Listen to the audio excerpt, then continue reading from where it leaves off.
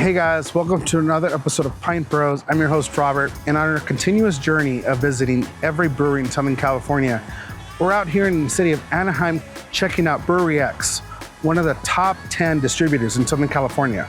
Let's check them out.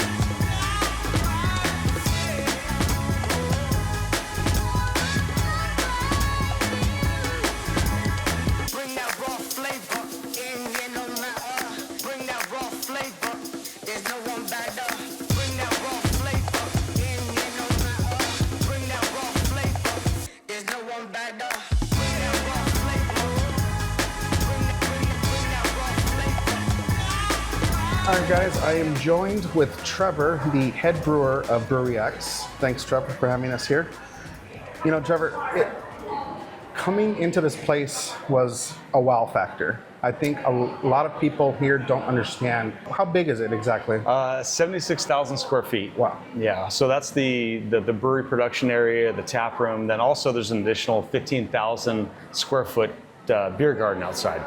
That's awesome. Yeah, when I first walked up, I was just in this wow of just like, holy crap. That's what we're going for. Yeah, no, that's awesome. It's awesome. I mean, so as of the time that we're shooting this, how many beers do you currently make? It's a good question. So I think we've probably made, we make a lot of beer and a lot of seltzer as well. Okay. But over the past 5 years, I think we've probably made 1,000 different beers, literally like 1,000 different beers and seltzer. But to narrow it down to like our core beers, we have about 16 core beers. I think, you can limit it back to like 8 of those that are really like, I won't say mass market is probably a bad way to put it, but beers that you can find on any shelf in any liquor store, grocery store, anywhere from Santa Barbara out to San Diego, out to the Palm Desert. It's kind of our area, so to speak. Yeah, for sure. And then we also do distribution in Colorado. We do distribution up in Northern California, Arizona. So you can find Brewery X. I mean, almost if you live in Southern California, you can find Brewery X. Yeah, exactly. You're also in Angel Stadium? Yes, so we have a location at Angel Stadium. It's up in right field. It's the Brewery X Beer Garden and Tap Room at Angel Stadium. Then also at the Honda Center where the Ducks play. Same thing, beer garden and restaurant. And those have been awesome partnerships. We've had those for about 3 years now. I think we're entering our 3rd season with both of those partnerships. And they're awesome. I mean, that's where the true marketing of Brewery X comes in. Sure. Where we really don't do a lot of marketing. But being at the stadiums is awesome because we get to be in front of the Southern California crowd, and and everyone gets to try our beer and see our brand, and they're 2 great franchises. So we're very fortunate in that. That's awesome. That's really cool. And I also saw that you guys recently opened up I guess you call it a branch at Ontario Airport? Yes, yeah. So Ontario Airport, that's been open since November 23, and then we just opened a location in Harbor Island in San Diego in the Sheraton. Awesome. And that was like a month ago. We just opened that. That is really cool. Yeah, so between airports and hotels, it's a captive audience there, and people that want to have a good time and they want to, come together, whether they're on their way to a destination, where they're traveling for work or vacation or fun, and then same thing with the hotel down in San Diego. That is really cool. And you guys actually recently expanded within your warehouse as well, right? Yes. So you have a larger, which we could talk about more during our tour, but that's pretty cool that you're actually able to still expand within your existing walls, which is awesome. Yes, it's a big deal for us. And I think, just like you said, when we take a walk through the facility, you can kind of see what we've been doing here. It's a big warehouse, and I think up until the last 2-3 years ago, it's really become full. Yeah. You know, I mean, it's a place that's almost the size of a Costco. And, you know, when we first moved in here, I mean, this has been our building since day one. And, you know, if you go back, like I said, 4 or 5 years, you know, and you were here, you look across it and there's this giant void of emptiness. And now it's, you know, like I said, we'll see on the tour, it's full. And, yeah, you know, it's really impressive what you guys have really built here. Well, we have a couple of your top beers here in front of us. I've been waiting for this. We've been sitting here for 5 minutes. I've been watching these beers. I'm like, all right, here we go. All right, so first one, number one. Cool. So first one is our Battlesnakes Pilsner. So this is like a day one beer. It's 5.2%. It's Czech Saaz and some Hallertau Middle Fruit. What we're aiming for on this beer is just something that's light, dry, crisp, refreshing, but also has that nice bitter bite to it. So, hey, cheers. Cheers.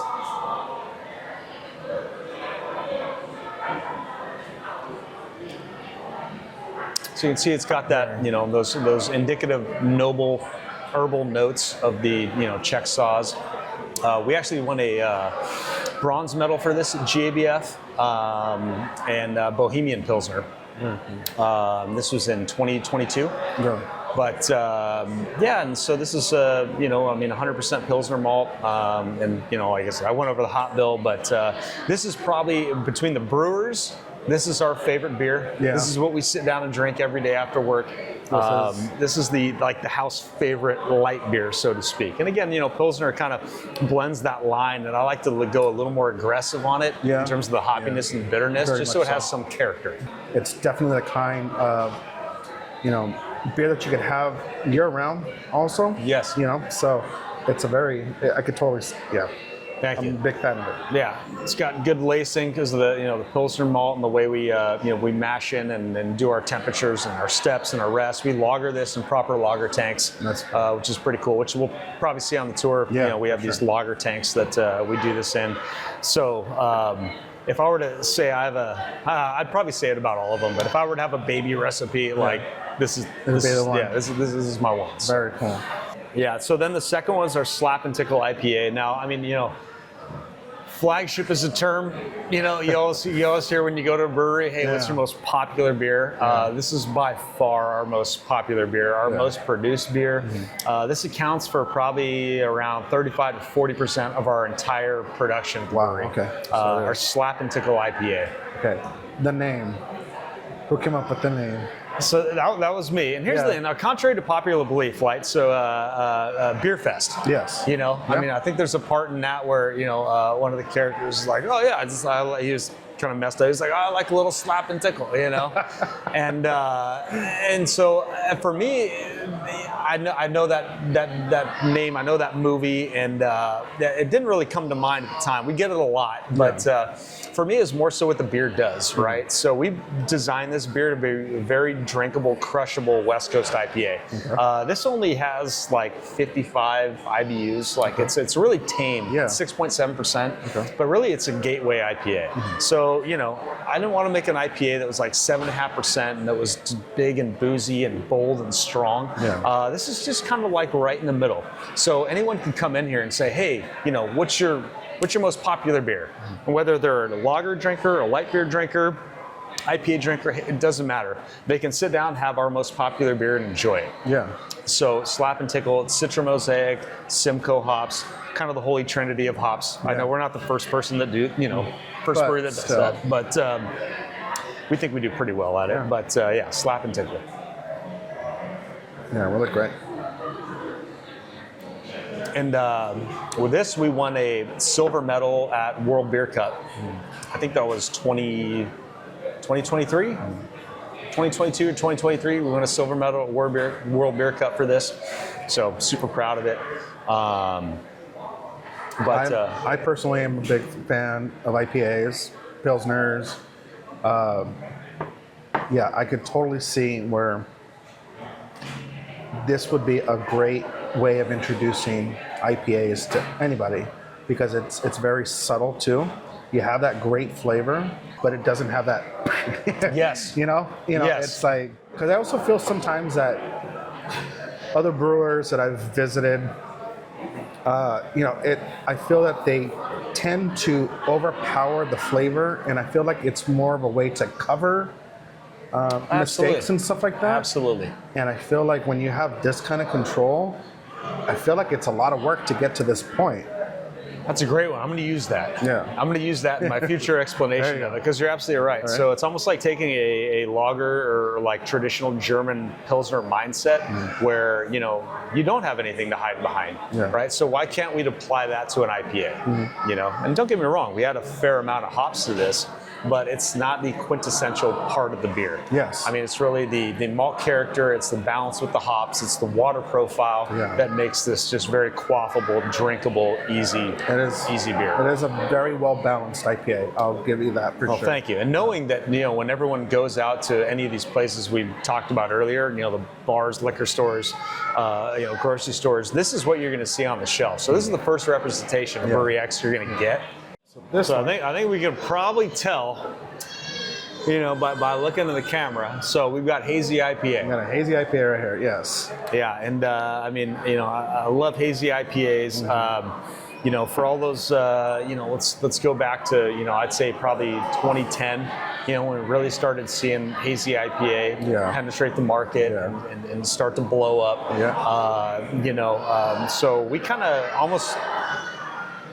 We make a very, an approachable IPA. I mean, really no bitterness to this. We don't want to add any bittering hops to this. This is Citra, Mosaic, Laurel, and Amarillo. Okay. In our dictionary roulette. Awesome. Let's try this out.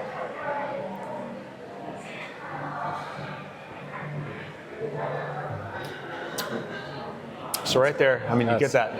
It's like papaya. You got some little tangerine in there. Yeah, a little mango. Great. That is awesome. Yeah, some pineapple notes. Yeah. And I always say this too. Whenever we describe beers, for the people who aren't really versed in them, when I say like those tasting notes, it's not like we add those fruits into them. No, obviously. That's all yeast driven and hop driven. Yeah. So. I love it. I gotta have you come back and do more of these. Oh yeah. Tell me when. Awesome. So number 4. What do we got here? So cool. This is I think I prefaced this. I said, I was like, I think all of these could be my babies. But so this is our Slap and Tumble Double IPA. Yeah. We are the current reigning Alpha King champions for this beer, which means it's the most drinkable hoppy IPA in the world. Oh, really? All right, so we won the Alpha King back in October, and that's a competition that Three Floyds and YCH Hops puts on. I've heard of this one, yes. Yeah. So we're the current champion. Last year we placed 3rd in this competition. Okay. So out of, so many entries, the fact that we, medaled 2 years in a row is pretty awesome. And now that we're the champion, we have the best hoppy beer in the world, so to speak. Yeah. That's why I put it on the flight. So this is like 6 pounds a barrel. I mean, we hop the hell out of this. Wow. We get after it. And then Simcoe, Citra, we got Equinox Cryo, we have Nelson New Zealand hops. What else we got in here? I think we've got a little Idaho 7 Cryo. So this kind of spreads the gamut. And really what that is just like, it's, again, coming from Pizza Port, there's some Pizza Port champions that have had Alpha King before me, and I always wanted that crown. Yeah. So kind of learning from those guys, and like the Jeff Bagby's and Kurt McHale's of the time back in like the mid '90s, early 2000s. I was always chasing those dudes, and so it took me a long time to get this recipe totally right. But it is what it is. It's a very clean, drinkable double IPA. All right. Well, cheers.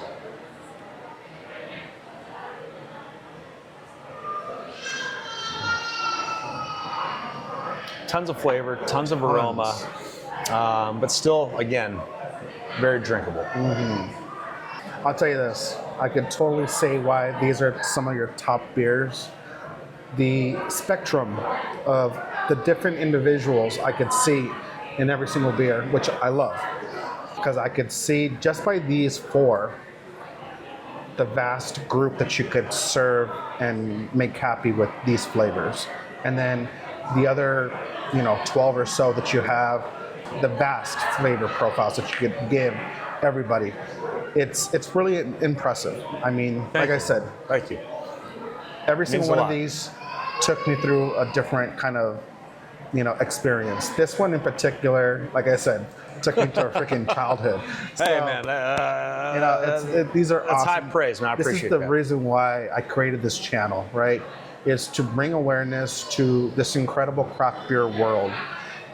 You guys have grown into such a beautiful, big company, and it's awesome that these beers are being able to be distributed, for a lot of people in California to enjoy and have, and a lot of people near here need to come out in Anaheim and check this place out, because I kid you not, you're gonna be hooked, So I would love to see some of your stainless, out Let's there. do it. And I heard that you guys were probably gonna can some beers. Oh, we got some going on right now. Yeah, so Let's do it. let's go check this out. Awesome.